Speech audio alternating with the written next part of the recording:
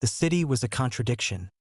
Loud but uninterested, sprawling but suffocating. In its shadow lived people who dreamed in silence, waiting for their moment to matter. Naya was one of them. She moved through the city like an echo, present, but rarely heard. Her mornings began before the buses ran. Her nights ended in borrowed beds, and her days bled together in a rhythm built on survival. Music was the only thing that didn't feel temporary. She'd recorded her first vocals in the back of a laundromat, timing her lines between the whir of dryers. The beat was built from found sounds, coins dropping, footsteps, subway brakes screeching into melody. It wasn't pretty, but it was real, and real was all she had. Her job at the coffee shop paid just enough to keep her fed. Between orders and sweeping shifts, she scribbled lyrics on napkins, receipts, sometimes on her arm when no paper could be found. She recorded hooks on an old phone with a cracked screen, sometimes whispering into it so the customers wouldn't hear. She didn't tell anyone, not because she was hiding, but because the world had never asked to hear. Until now. There was an open mic night every second Thursday in a strip mall auditorium on the edge of the city. Half karaoke, half talent show, hosted by local personalities who mistook cruelty for critique. Naya had gone once, sat in the back, watched a girl in a rhinestone jumpsuit get roasted for singing too soft, watched a boy with a stutter mocked before he even touched the piano keys. She had sworn never to return. But then, late one night in the silence of a closed subway station, she uploaded a rough track to a global indie app. No fanfare, no filters, just a song called Still Standing, a slow burn anthem wrapped in melancholy and fire. She didn't expect anything. She turned her phone off that night and fell asleep beneath a bridge where the rain couldn't reach. The next morning, everything changed. The app had a new algorithm, one that pulled in organic plays from trending corners of the globe. Her track, For Reasons Beyond Logic, had sparked something. A viral moment, a shared ache, 1,000 shares, then 1,000,000, then playlists, then hashtags, the kind of wildfire that couldn't be bought, only born. And Naya didn't even know, because she was late for her shift. It wasn't until that afternoon, when her coworker shoved a phone screen in her face, that she saw it. Hashtag Still Standing Challenge. Her voice, raw and defiant, overlaid on dance routines, makeup tutorials, tearful confessionals. People in Australia, Lagos, Brazil mouthing her lyrics. Her name in captions. Her face in reposts. The song had broken through the noise, not because it was polished, but because it wasn't. She stared at the phone, disbelieving. The manager told her to get back to work. So she did, but not before downloading every comment, every like, every share. Proof. She was real now. That Thursday, something pulled her back to the open mic. The same plywood stage, the same humming lights and bitter MCs. She signed up without a smile, without expectation. She didn't bring an entourage, just her track on a USB stick and her truth. When her name was called, there was a pause. A few heads turned. A few people whispered, and then she stepped onto the stage. The moment she held the mic, the room shifted, not because they recognized her, but because she wasn't afraid. Then came the voice, a shout, drenched in sarcasm, spit, and disdain. Get off the stage, and the room laughed. But in that exact second, something else happened. Phones buzzed, news alerts pinged, and on every screen appeared the headline, Still Standing by Naya hits #1 worldwide. The crowd froze, and Naya, still gripping the mic, finally smiled, because now they had no choice but to hear her. And she wasn't going anywhere. She didn't leave the stage. Not when the laughter stopped. Not when the whispering grew loud. Not even when the MC shuffled toward her with a fake smile and nervous eyes. For once, she was the one who controlled the silence. And it didn't feel fragile, it felt earned. The music started late. The technician scrambled to cue the track. It didn't matter. The moment already belonged to her. Not because of the beat. Not even because of the viral headline now glowing from a dozen phones in the audience. It belonged to her because this time they weren't laughing. They were listening. The first note played. She stepped into it. Not as a performer, but as a revelation. Her voice wasn't trained, but it was sharp, cut from asphalt, wrapped in smoke, and hardened by concrete ceilings. Every lyric came with weight, shaped by long nights on sidewalks, cracked ceilings overhead, and the feeling of singing into a void that never answered. It wasn't just music. It was memory. It was defiance. It was proof that what they tried to ignore could still roar when given breath. She sang still standing in full. No one interrupted her this time. And when the last note rang out, the silence afterward said everything. No applause. Just awe. Then a slow, scattered clap. Then more. Then standing ovation. And still, she didn't flinch. She stood rooted to that stage, daring them to look away again. Backstage was chaos. Producers. Promoters. Talent scouts who hadn't spoken to her 2 weeks ago now slipped business cards into her coat pocket, whispering offers like apologies. Everyone claimed they had always known. That they had heard something in her voice. That there was magic in the rawness. She walked past them all. She didn't owe them a damn thing. Her phone was already vibrating. Not with likes, but with labels. Big ones. Blue check marks. Verification emails. Interview requests. Suddenly, she wasn't a girl with a file on a cracked USB. She was a headline. And that frightened them. Because they didn't make her. And that meant they couldn't own her. She spent that night walking. No driver. No limo. No hotel suite with champagne. Just her legs and the weight of what had finally happened. She retraced the steps of her own climb, the 24-hour laundromat, the abandoned bridge, the back alley behind the coffee shop where she used to cry between double shifts. They hadn't changed. The city still refused to notice her. But the world? The world had noticed. Her song had charted across 7 countries.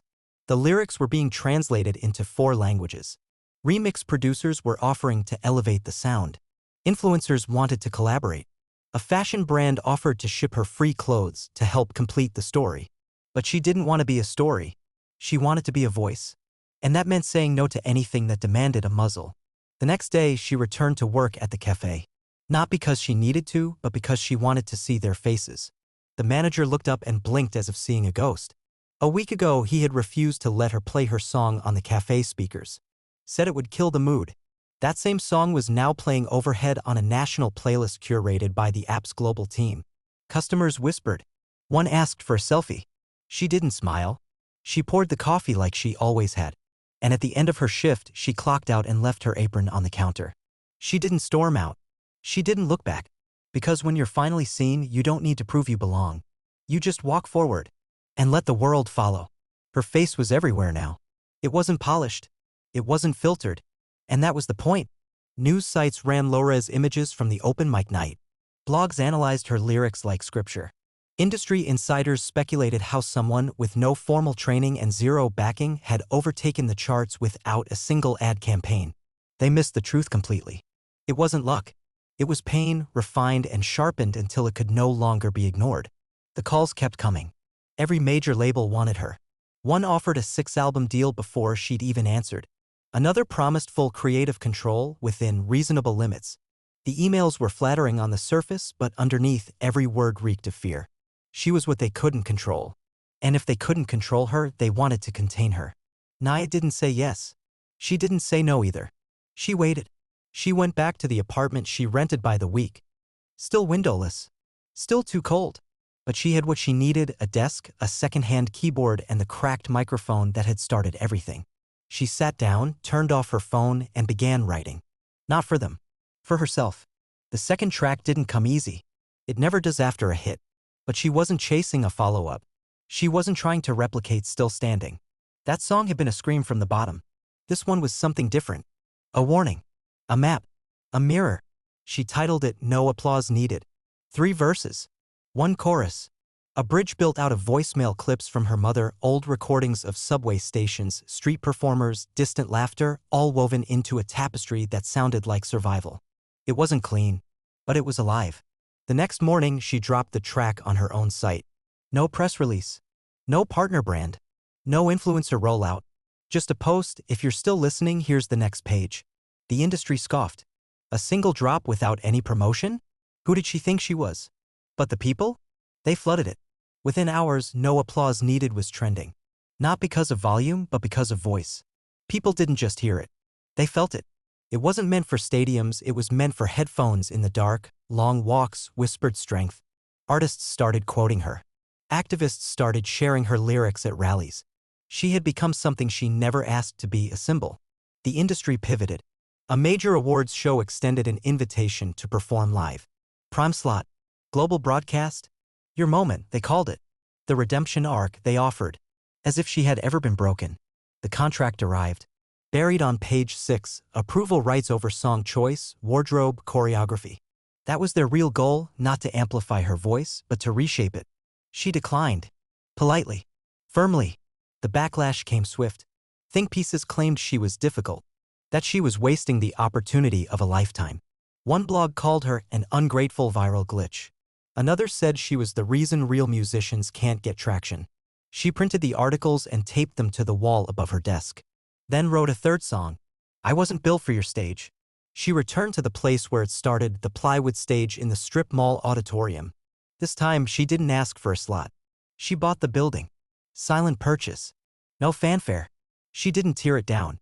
She refurbished it. Turned it into a sanctuary for unheard voices. No judges. No scores. No cameras unless you wanted them. A mic, a light, and a door that opened wide.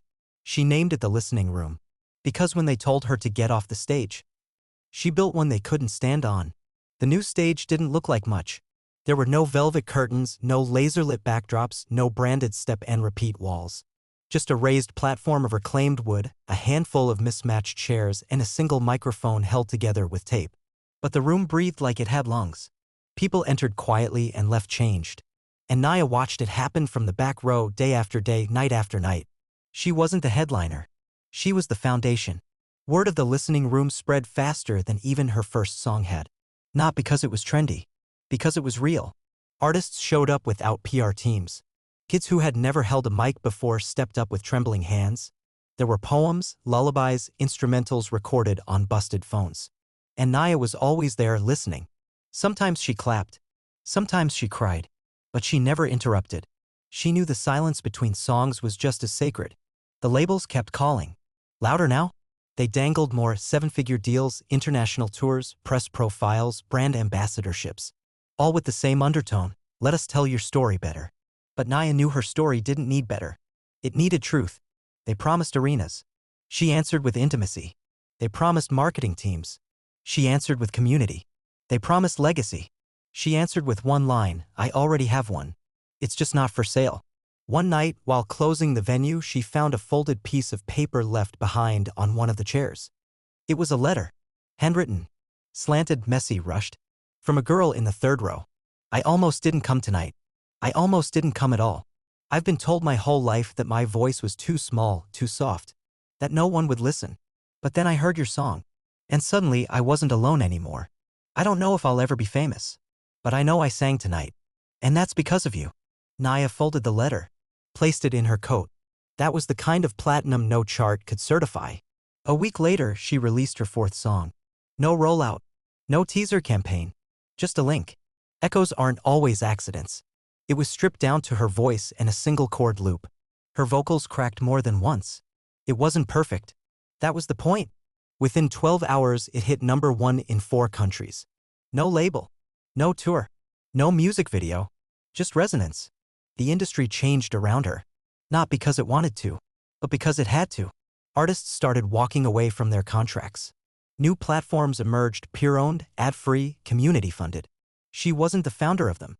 She was just the permission slip others needed. She didn't become an icon. She became a blueprint. One morning, a well-dressed man from a major legacy label visited the listening room.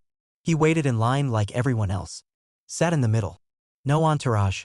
After the night ended, he approached her. He didn't pitch. He just asked, how did you do this? She looked around the room. At the girl tuning her ukulele in the corner. At the boy crying into his verse. At the man fixing a broken mic cable not because it was his job, but because he cared. Then she said only one thing. By never getting off the stage. The phone calls stopped being about contracts. They started becoming invitations. Universities wanted her to speak, not about fame, but about finding a voice in a world designed to mute you. She declined the honorary degrees, but she said yes to the classrooms. She'd sit on the edge of desks in worn jeans reading lyrics to kids who had never seen themselves in music textbooks. Everywhere she went, someone pulled her aside. told her a story. Sometimes it was about pain. Sometimes it was about courage. But it was always about resonance. Her voice had become a thread running through people's lives, not as a savior, but as a companion. She never called herself an activist. But people began calling what she was doing a movement. By now, she had more number ones than she could count. Streaming platforms had offered her own channel. 2 documentaries were in production. But Naya didn't hire a publicist. She didn't live in a mansion. She still walked to the listening room most days, headphones in, hoodie up, whispering new lyrics into her phone. She would sometimes play unreleased tracks to the crowd, never announcing who she was, just standing in the rotation like anyone else. One night, a girl sang a cover of Still Standing. Naya was seated 2 rows back. The girl didn't know she was there. She forgot a line halfway through. Stumbled. The room held its breath. Naya started singing the line from her seat. Soft. Then louder. The girl looked up. Eyes wide. Mouth open. Naya stood up. Walked to the edge of the stage. Finished the verse with her. Let the room fill with harmonies. When they were done, there was no applause. Only stillness. Sacred. Full. The girl cried. So did everyone else. So did Naya. Because it wasn't just her song anymore. She was invited to perform at the Global Music Summit, a stage known for shaping trends, shaping legends, millions of viewers, a hall full of producers and gatekeepers. They gave her the closing slot. She didn't take it. She requested the opening. Let me break the silence, not end the noise, she wrote. They agreed. She walked on stage to nothing but a mic and a bare floor. No lights. No lasers. No backing track. She told the audience she'd be performing a piece called Back Row. Then she looked dead into the lens of the main camera and said, for anyone who's ever been told to shut up, sit down, or, she smiled, get off the stage. Then she sang. It wasn't a concert. It was an invocation. That clip was shared more than any performance in the history of the summit. Not because of vocal acrobatics or because of costume, but because of truth. The next day, a billboard in Times Square played that moment on loop. Not sponsored. Not for sale. Donated by someone who said they found their voice that night. No caption. Just her face. And 5 words. She never got off stage. She never asked for fame. She asked to be heard. And when the world finally listened, she gave them more than a song. She gave them a reason to keep singing. Years passed, but she remained unchanged in the ways that mattered. Her apartment was still modest. Her gear still scratched and salvaged. She still wrote lyrics in the Notes app of her phone while waiting for the bus. And when people asked her what success felt like, she never used numbers. She used names. The names of the girls who found their voice because of hers. The names of the boys who cried into microphones and left smiling. The names of the parents who brought their kids to the listening room not to be stars but to feel seen. That was her legacy. Not platinum plaques, though she had plenty. Not awards, though her shelf sagged beneath them. But rooms full of people who believed they had something to say. Because she said it first. One day, quietly, without announcement, she dropped an album. No cover art. No streaming link. Just a folder uploaded to a peer-distributed archive. Inside, 12 tracks. Each one titled with a word that had been used against her. Too loud. Too rough. Too weird. Too quiet. Too dark. Too much. Too poor. Too smart. Too sad. Too strange. Too angry. Too late. She called the album. I Was All of It. And I sang anyway. She stopped doing interviews. Not out of bitterness. Out of clarity. The microphone had always been her biography. The stage, her statement. The lyrics, her lineage. She didn't need the world to understand her anymore. She only needed them to hear those who came after her. Because they were the future she fought for. And they were loud now. One morning, a young girl entered the listening room. She was nervous. Dressed in a patchwork hoodie. Her hands trembled around the mic. She asked to perform a song she had written. No one stopped her. She stepped into the light. And when she sang, Naya smiled from the back row. Head tilted. Eyes full. Heart steady. Because the song wasn't perfect. But it was real. And that made it unstoppable. Outside, the city still shouted. But inside the room, something deeper echoed. A legacy, not written in ink, but in volume. The sound of people who were told they didn't belong, choosing to stay anyway, choosing to stand anyway, choosing to sing anyway.